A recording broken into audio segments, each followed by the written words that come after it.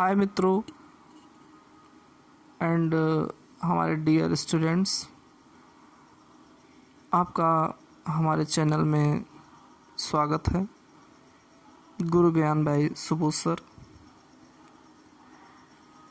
आज का टॉपिक बहुत ही इम्पोर्टेंट टॉपिक है, क्योंकि इस टॉपिक का उपयोग आपके भी नेक्स्ट चैप्टर गॉस की प्रमेय जो है उसमें होगा, इसलिए बच्चों ध्यान से बिल्कुल पढ़िएगा।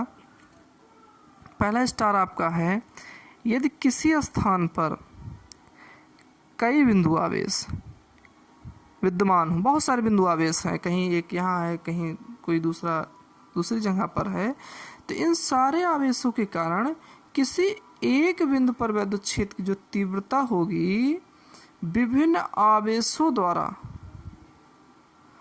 अलग अलग उत्पन्न तीव्रताओं के सदिश योग के बराबर होता है। उसी बिंदु पर अलग अलग आवेशों के कारण जो तीव्रता होगी सबका हम लोग सदिश योग निकाल लेंगे और उस बिंदु पर तीव्रता सारे आवेशों के तीव्रताओं के सदिश योग के बराबर होगी। नेक्स्ट आपका है रैखिक आवेश घनत्व। रैखिक मतलब स्ट्रेट। अगर कोई आपका वायर है, स्ट्रेट वायर है, उस पर चार्ज समान मात्रा में डिस्ट्रीब्यूट है।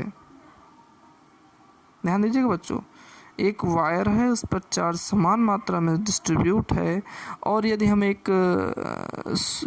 बहुत सूक्ष्म लेंथ ले लेते हैं dl, तो उस पर सूक्ष्म अमाउंट चार्ज का होगा dq होगा, तो रैखिक आवेश घनत्व तो आपका हो जाएगा लैम्डा इक्वल टू dq/dl। ऐसे ही आपका है बच्चों में, आप लोग समझ भी गए होंगे, पृष्ठ आवेश घनत्व। पृष्ठ आवेश घनत्व में क्या होगा, एरिया होगा आपका, यस एरिया है, एक समान अमाउंट में चार्ज डिस्ट्रीब्यूट है, एक छोटा सा पार्ट ले लिए ds, और उस छोटे से पार्ट ds पर जो आपका चार्ज का अमाउंट है वो क्या हो जाएगा, आपका dq हो जाएगा। तो आपका पृष्ठ आवेश घनत्व क्या हो जाएगा, सिग्मा इक्वल टू dq/ds। यहीं से हम लोग अभी आप गॉस के प्रमेय में देखोगे कि टोटल चार्ज हम लोग निकाल लेते हैं कि इस टोटल पृष्ठ पर टोटल चार्ज कितना है, तो dq बराबर आपका हो जाता है सिग्मा इंटू ds। फिर हम लोग इंटीग्रेशन कर लेते हैं, वो आपको आगे हम बताएंगे। नेक्स्ट है आपका आयतन आवेश घनत्व। आयतन आवेश घनत्व क्या होता है, ये आयतन है, कोई ठोस पिंड होगा, ठोस पिंड का हम एक सूक्ष्म पार्ट ले लिए dv, और इस सूक्ष्म पार्ट dv पर जो चार्ज होगा वो dq होगा। तो ऊपर की तरह ये भी यहाँ पर हो जाएगा आयतन आवेश घनत्व। आयतन आवेश घनत्व आपका हो जाएगा रो इक्वल टू dq/dv। तो ये तीनों पॉइंट, रैखिक आवेश घनत्व, पृष्ठ आवेश घनत्व और आयतन आवेश घनत्व आपको तैयार हो जानी चाहिए, क्योंकि इसका आगे भी अच्छा यूज है। नेक्स्ट आपका है वैद्युत द्विध्रुव। देखिए बच्चों, आप लोग अक्सर कंफ्यूज हो जाते हो, पूछा जाता है, क्लास में भी हम पूछते हैं वैद्युत द्विध्रुव क्या है। तो ध्यान समझ लीजिए, वैद्युत द्विध्रुव एक व्यवस्था है। व्यवस्था में क्या है कि दो सेम चार्ज, सेम मैग्नीट्यूड के चार्ज, सेम नहीं, सेम मैग्नीट्यूड के चार्ज होंगे बट अपोजिट होंगे, अर्थात एक पॉजिटिव होगा, नेगेटिव होगा, लेकिन मात्रा बराबर होगी। अगर 5 कूलम ये है तो 5 कूलम वो भी होगा, लेकिन ये प्लस रहेगा, वो माइनस रहेगा, और एक दूसरे से कुछ दूरी पर स्थित हों, सूक्ष्म दूरी पर स्थित हों, तो ये पूरी व्यवस्था ही वैद्युत द्विध्रुव कहलाती है, इलेक्ट्रिक डाइपोल कहलाती है। ये पूरी व्यवस्था इलेक्ट्रिक डाइपोल है। दो या एक प्रकार का निकाय या व्यवस्था है जिसमें समान परिमाण के, ध्यान रखिएगा शब्दों में बच्चों विशेष ध्यान रखा कीजिए, और हम ये आपको कहेंगे कि बुक पढ़ने की आदत डालिए। इस लॉकडाउन जो चल रहा है, जब तक अभी ये ख़त्म नहीं होता है कोरोना वायरस, तब तक और आगे भी आप बुक पढ़ने की आदत बनाइए, जिसमें समान परिमाण के किंतु विपरीत प्रकार के आवेश, समान परिमाण के और विपरीत प्रकार के आवेश एक दूसरे से अल्प दूरी पर स्थित होते हैं। आप यहाँ देख भी रहे हो -q + q एक दूसरे से अल्प दूरी पर स्थित है 2l। हम लोग इसको यल भी ले सकते हैं, लेकिन अभी आगे बहुत सारे कैलकुलेशन हैं। तो एक दूरी 2l है, 2l दूरी ले लो, 4l दूरी ले लो, एक डिस्टेंस है। यल जब होगा तो हमारा वो हाफ हो जाएगा। इसका एग्जाम्पल है वैद्युत ध्रुव का आपका नेचुरल HCl, आप लोग देखते ही हो, H+ होता है, Cl- होता है, दोनों के बीच में बॉन्ड लेंथ होता है। आप HBr है, ये भी ऐसे ही है। ऐसे वैद्युत ध्रुव आपका हो गया। बच्चों समझ में आ रहा है ना? बच्चों ये टोटल नोट्स से हमारे पास है। अगर आपको नोट्स की ज़रूरत हो तो हमारा कांटेक्ट नंबर है 9616082899। आप इस नंबर पे व्हाट्सएप कर देंगे और हम इसकी फ़ोटो कापी आपको सेंड कर देंगे अगर आपको नोट्स की ज़रूरत होगी। और आप लोग नोट्स भी तैयार करते रहिए। नेक्स्ट आपका है पॉइंट वैद्युत द्विध्रुव का आघूर्ण, electric dipole moment. Electric dipole moment को हम लोग इसको P से रिप्रेजेंट करते हैं, और इसमें कुछ विशेष है नहीं। आपको सिर्फ इतना बताना है कि P आपका जो होता है किसी एक चार्ज का अमाउंट होता है और उनके बीच की दूरी का प्रोडक्ट होता है। P जो है कोई एक चार्ज, पॉजिटिव नेगेटिव नहीं देखना है आपको, कोई एक चार्ज का अमाउंट, मैग्नीट्यूड उसका, और उनके बीच की जो डिस्टेंस है। देख भी रहे हो आप, Q × 2l = 2ql, और इसको हम लोग P से रिप्रेजेंट करते हैं। यहाँ पे आपको इसकी डिफिनीशन भी दिया गया है। वैद्युत द्विध्रुव आघूर्ण किसी एक आवेश के परिमाण और दोनों आवेशों के बीच की दूरी के गुणनफल के बराबर होता है। फिर P आपकी एक सदिश राशि है। इसकी दिशा निगेटिव चार्ज से पॉजिटिव चार्ज की तरफ होती है। ध्यान रखिएगा बच्चों, P की दिशा निगेटिव चार्ज से पॉजिटिव चार्ज की तरफ होती है, और इन दोनों चार्जों को मिलाने वाले अक्ष के अनुदिश ही होती है। और इसका बीमीय सूत्र LTA होता है। नेक्स्ट हम लोग चर्चा करेंगे, अगला स्टार आपका है अक्षीय स्थिति में वैद्युत द्विध्रुव के कारण उत्पन्न वैद्युत क्षेत्र की तीव्रता। अक्षीय स्थिति क्या होती है? जब हम वैद्युत द्विध्रुव को स्ट्रेट रखेंगे, बिल्कुल हॉरिजॉन्टल, तो ये अक्षीय स्थिति होती है। इसके बाद हम आपको बताएंगे जब हम वैद्युत द्विध्रुव को वर्टिकल रखेंगे तो उसके कारण इलेक्ट्रिक फील्ड। अब देखिए यहाँ पर इम्पॉर्टेंट क्या है कि वैद्युत द्विध्रुव में दरअसल दो चार्ज हैं, एक पॉजिटिव है दूसरा निगेटिव है। तो किसी बिंदु मतलब एक अक्षीय हॉरिजॉन्टल और एक वर्टिकल। तो हॉरिजॉन्टल की ही अभी हम लोग चर्चा करेंगे। किसी हॉरिजॉन्टल बिंदु पर कोई भी बिंदु अगर आपका होगा, वहाँ पर जो पॉजिटिव चार्ज है वैद्युत द्विध्रुव का, उसके कारण भी इलेक्ट्रिक फील्ड होगा और नेगेटिव के कारण भी इलेक्ट्रिक फील्ड होगा। तो हमको उसी बिंदु पर दो इलेक्ट्रिक फील्ड होंगे। लेकिन अब भाई कहीं पर कई सारे बल लग रहे हो तो एक लास्ट एक फाइनल बल होता है जिसको हम लोग प्रभावी बल कहते हैं, परिणामी बल कहते हैं ना।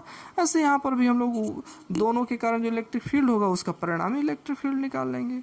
यही आपका हो जाएगा वैद्युत द्विध्रुव के कारण अक्षीय स्थिति में वैद्युत क्षेत्र की तीव्रता। ध्यान से देखिएगा बच्चों, अक्सर बोर्ड पेपर में पूछा जाता है। ये देखिए आपका चार्ज है -q + q, अमाउंट सेम, एक दूसरे से 2l डिस्टेंस है, जिसको हम लोग अभी आपको बताए थे 2l क्यों लेते हैं, सुविधा के लिए। इस तरफ आपका मिड पॉइंट से l हो गया, इस मिड पॉइंट से l डिस्टेंस हो गया। इस इलेक्ट्रिक डाइपोल के मिड पॉइंट से r डिस्टेंस पे आपका एक पॉइंट P है। इसी पॉइंट P पर हमको इलेक्ट्रिक फील्ड निकालनी है। अब इस पॉइंट P पर इलेक्ट्रिक फील्ड इस पॉजिटिव चार्ज के कारण भी है और इस नेगेटिव चार्ज के कारण भी है। पॉजिटिव चार्ज के कारण अभी आपको बताए थे, हर चीज़ आप ध्यान रखिए। इस पॉजिटिव चार्ज के कारण यहाँ पर इलेक्ट्रिक फील्ड बाहर की तरफ रहेगा, ये इसका डायरेक्शन होगा। और इस नेगेटिव चार्ज के कारण इलेक्ट्रिक फील्ड इसी बिंदु पर नेगेटिव चार्ज की तरफ रहेगा। हमने देखिए वेक्टर से यहाँ पर दोनों के परिमाण को भी इंडिकेट कर दिया है।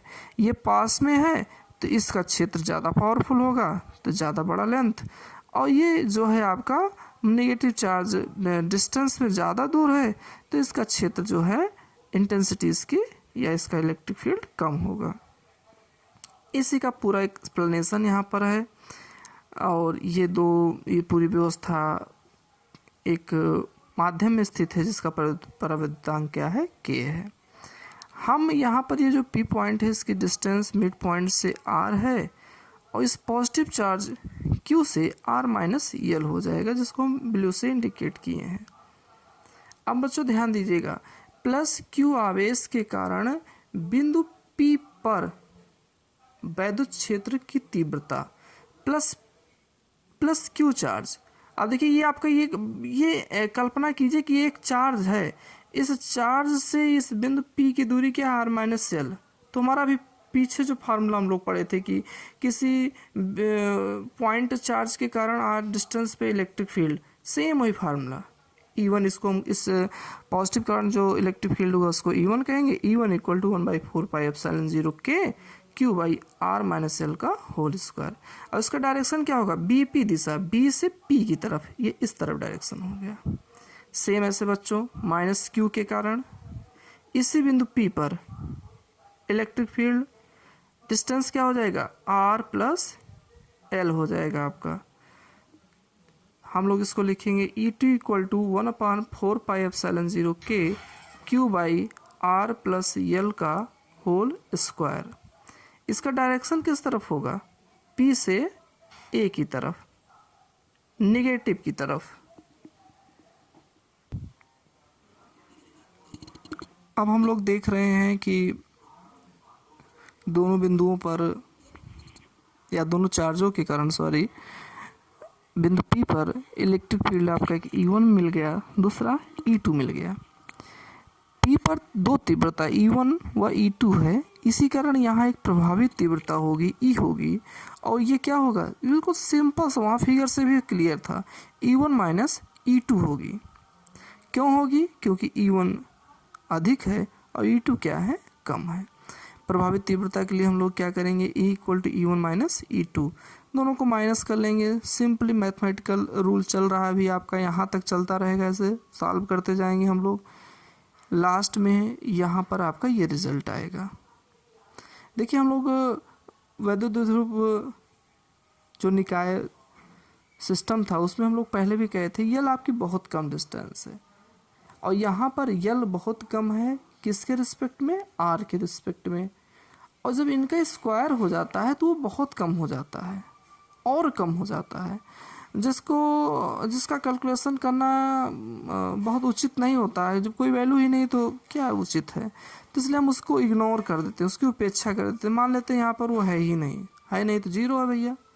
तो E equal to Q/4πε0 k 4RL R square का whole square Q/4πε0 k 4RL R की पावर 4। R एक ऊपर आ रहा है, एक नीचे R से कैंसिल हो जाएगा। Q/4πε0 k 4L R cube E equal to आपको हो जाएगा 1/4πε0 k 2।